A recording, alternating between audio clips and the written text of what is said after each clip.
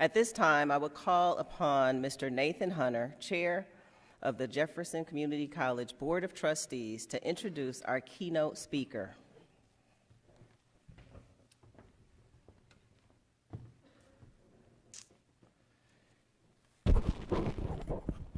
It is indeed a privilege to introduce our speaker this evening, the Honorable Kim Martisavage, County Court Judge, Jefferson County. Distinguished Jefferson alum Kim Martisavage is a native of northern New York, raised on his family's dairy farm in Evans Mills. He has dedicated the majority of his adult life to public service, serving as full-time county court judge and acting Jefferson County Surrogate and Family Court Judge for the last 20 years. In addition, the New York State Chief Judge appointed Judge Martisavage acting Supreme Court Justice in 2010. Previously held elected positions include Town Justice for Theresa and Luray Town Councilman. During his 2 terms as County Court Judge, Judge Martisavage has presided over thousands of cases and holds an outstanding appellate record, having been overturned only once. He is highly regarded for his work to improve the criminal justice system and public safety of the community. Judge Martisavage established the Jefferson County Drug Court in 2002 before county drugs courts were mandated by the state and later expanded drug court services to veteran offenders. He has instituted jury trial reforms, felony screenings, and accountable case management system. Judge Martisavage has been recognized with several awards, including the Public Servant Award of Jefferson County Alcohol and Substance Abuse Community Services Board. In 1994, Jefferson Community College recognized his accomplishments with the Alumni Award for Distinguished Service. In 1981, Judge Martisavage became the first alumnus of Jefferson Community College to be appointed to the college's Board of Trustees. He chaired the board for 4 years and probably sat on the same stage for numerous commencement ceremonies, as well as sat in a seat just like yours for his own graduation from Jefferson. He went on to earn a bachelor's degree in government and master's degree in education administration, both from St. Lawrence University, and a Juris Doctorate degree from Western New England University. Without further ado, please join me in welcoming our speaker this evening, the Honorable Kim Martisavage. Thank you, sir.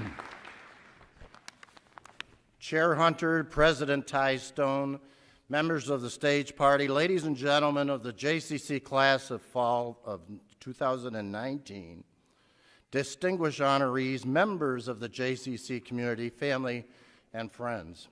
Thank you very much for that kind introduction, but it's really my honor and pleasure to be with all of you here today in this institution, which obviously holds a very special place in my heart, to salute and to celebrate the achievements and successes of you, the members of the class of 2019. This is your party, and this is your day to acknowledge your own personal hard work, your discipline, your commitment, and the joys and maybe a few tears along the way that helped bring you to this stage tonight. I know that even as affordable as JCC is, many of you have had to hold down part-time or full-time jobs just to help pay the bills so that you could pursue your educational goals here at JCC. Some of you have changed a lot of diapers and gotten the kids to their own school activities and doctor's appointments. Some of you have taken care of the medical and emotional needs of elderly parents and other family members. Some of you have persevered and thrived here at JCC when some people may have told you that you were not college material, or have told you that JCC would be a waste of your time and money. And some of you have had to postpone or adjust your own personal goals and coursework schedule while you were deployed and defending our very nation that offers and supports educational opportunities like JCC. Each of you, with your own unique lives and your own unique challenges, have earned the right to celebrate your success today. And just remember, If this program seems a little long, or if I seem a little long-winded, it's just because we want to stretch out this celebration as long as possible. At the same time that we do recognize that today is all about you, I hope most of you would agree that you didn't get here alone. You have each received a quality education from a quality institution that is fortunate to have an outstanding and committed faculty and support staff that recognizes that they succeed when you succeed. Many of you have also gotten here with the support and the love of family members and friends who have stood by you and supported you and who have not asked for anything in return except to share in your happiness and success. Now, I know Dr. Stone has mentioned them before, but please join me in recognizing all the faculty, staff, family, and friends that help you get here today by giving them a healthy round of applause.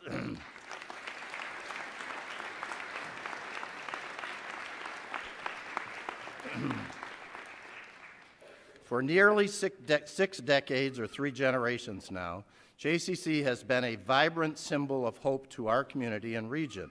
There are very few families today in our county who have not had members that have been positively affected by this college. It has become a very important part of our regional and our state economy by, among other things, developing sustained partnerships with businesses, with Fort Drum and other governmental agencies, with other educational institutions, and with the medical and service professions, among others. One of the ways that JCC has been able to sustain its leadership role in the life of our community has been to periodically review its mission, goals, and objectives, and to adjust them in a timely way to reflect the needs and the demands of our economy and society. JCC has just completed a 5-year master plan after working for over a year with all of the constituents of the college, including community members, to define and redefine its mission and its vision for the future, and to articulate and reaffirm core institutional values that would help it to provide a quality education for its students in the future. That process has resulted in a strategic plan that has identified 5 core institutional values that, quote, represent the fundamental beliefs that underpin our culture. They reflect the type of environment we seek to work in, how we want to work together, and the types of behaviors and characteristics expected of all employees at Jefferson Community College, close quote. These 5 core values include learning, inclusion, community, integrity, and empowerment. I commend the college for embracing and fostering these core values and would humbly suggest that these values should not only be expected from all of the employees here, but that it also be an institutional policy that all students should strive for them as well. And today I would like to talk a little bit about the core value of integrity that is mentioned in JCC's strategic plan, and which is described in that document as the commitment to transparency and honesty that creates a culture of accountability built on respect and trust. The Greek researcher, educator, and philosopher Aristotle is credited with saying, quote, educating the mind without educating the heart is no education at all. So what do you think Aristotle was talking about? I think he was saying that we should not only teach the physical and social sciences, like math, reading and writing, history and politics, and business management and the other subjects, but we should also teach and strive to learn the moral values in each of those disciplines as well. And if we do that, we help the student to develop integrity, virtue, and character. People and organizations and institutions that have integrity are trusted. All of our most cherished institutions exist because we trust them to do what is right. Richard Edelman is the president and the CEO of Edelman Public Relations Company and annually publishes the Edelman Trust Barometer that measures the trust level of most of the institutions that we depend on in our everyday lives.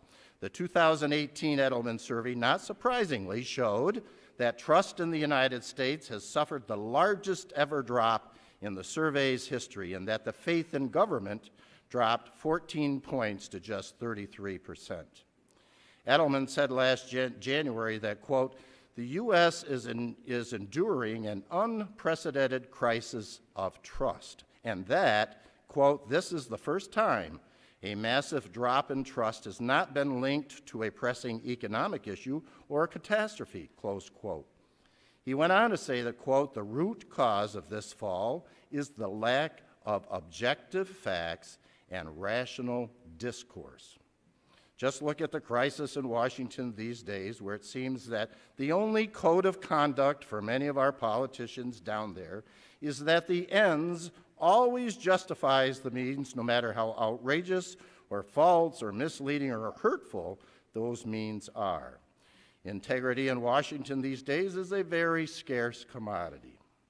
The good news from the Edelman survey is that educational institutions are the second most trusted industry sector in their survey, receiving a whopping 70% trusted grade. Now, maybe that's because a good educational institution is in the very business of objective facts and rational discourse that Mr. Edelman was talking about.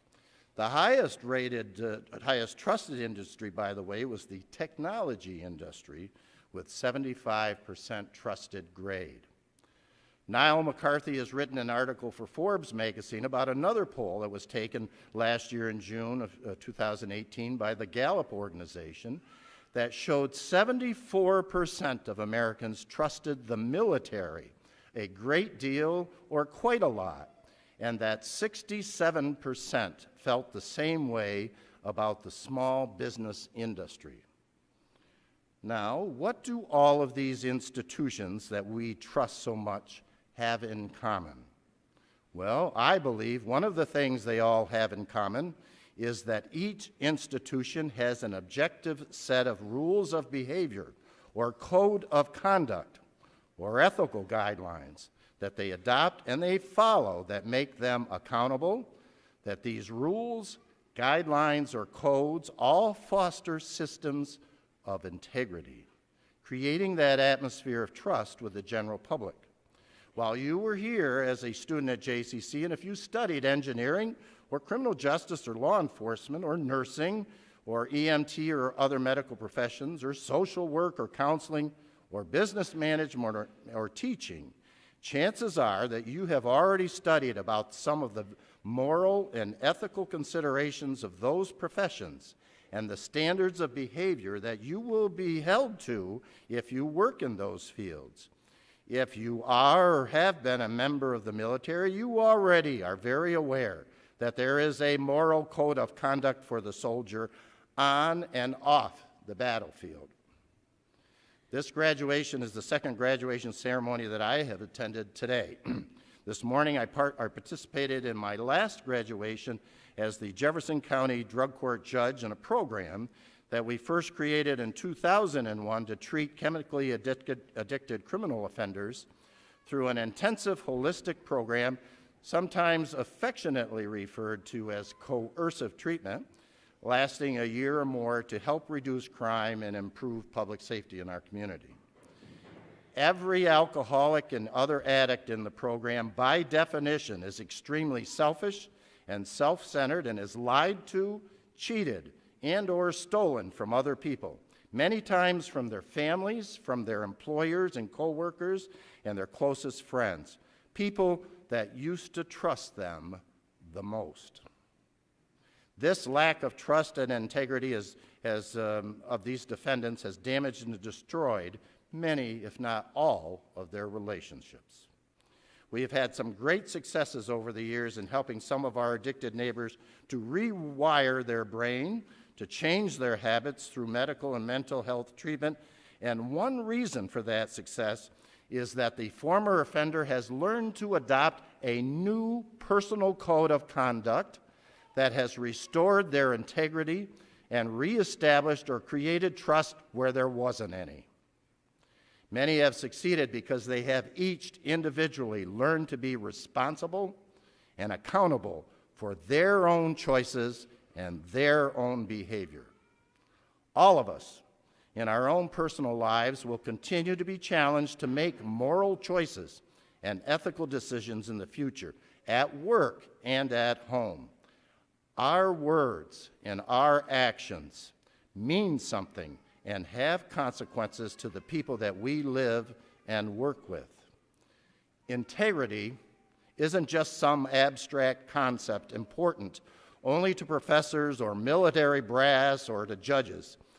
It means something and is very real to your partner or your child that heard your promises or depends on the commitments that you have made to them.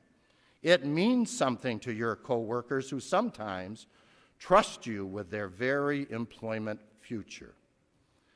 It means something to your friend who only hopes that you listen to them, trusting that you will not pass judgment on them. Integrity is real, it is important, and it is worth studying about. So, ladies and gentlemen of the class of 2019, I would strongly urge you to set aside a little time on December 19 every year from now on during the hustle and bustle of the holiday season to do a couple things. First, do something nice for yourself or for somebody else, if that makes you feel good, to remind you of the joy of success that you feel in this place tonight. Secondly, take stock of your own personal code of behavior and recommit yourselves to do the right thing, knowing that integrity matters. Thank you once again for asking me to come and celebrate with you tonight. Merry Christmas and Happy Holidays to you and to those that you love.